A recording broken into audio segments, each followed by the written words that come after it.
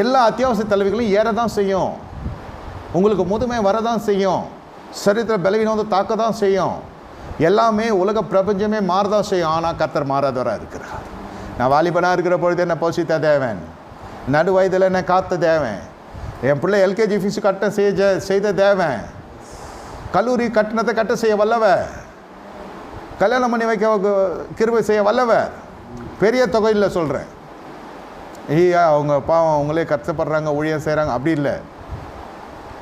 தேவன் ராஜரீகம் பண்ணுகிறார். ஊழியக்காரன் என்ன செய்யணும்?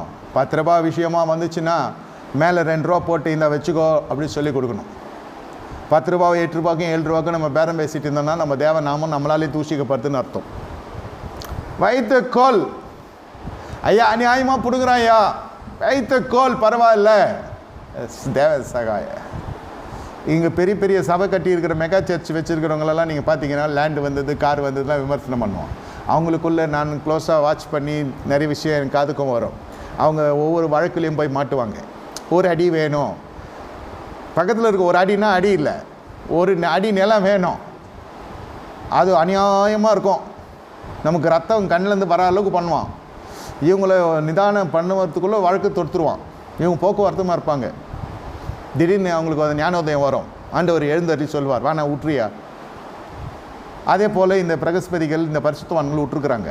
It is all very known fact. உள்ளங்கை நெல்லிக்கனி எனக்கு ரொம்ப நல்லா தெரிஞ்ச விஷயம் சொல்கிறேன், சாட்சி சொல்கிறேன் அவங்கள பற்றி. மெகா சர்ச் ஓனர்ஸ் வேறு மாதிரி சொல்லுவாங்க, இல்லை நான் என்ன சொல்கிறேன்னு புரிஞ்சுக்கோங்க.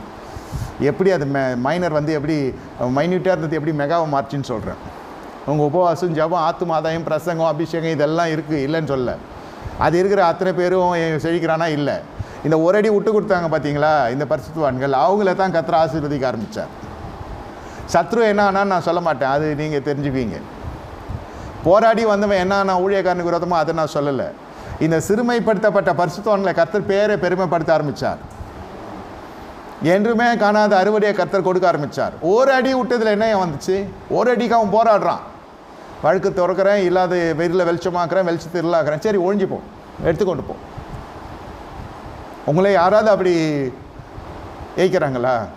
கூடுதலாக கொஞ்சம் காசை கொடுத்து வெளில வாங்க. ஐயா நான் காணிக்கை செலுத்துவேன், இந்த காசு தான் ஊழியத்தை செலுத்த வேணாம். முதல்ல நீங்கள் உங்களை பார்த்துக்கோங்க, கர்த்தர் தம்முடைய வழியை பார்த்துக்கொள்ள வல்லவராக இருக்கிறார். இது ஏன் நான் உங்களுக்கு இந்த ரகசியம் சொல்கிறேன்னா, நீங்கள் இன்னும் பலிக்கு பெருகுவீங்க. Don't argue.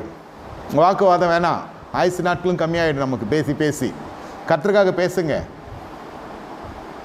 உலகம் உங்களை பகைக்கும். இதுக்காக போய் துன்மார்க்கனை போய் தேடாதீங்க.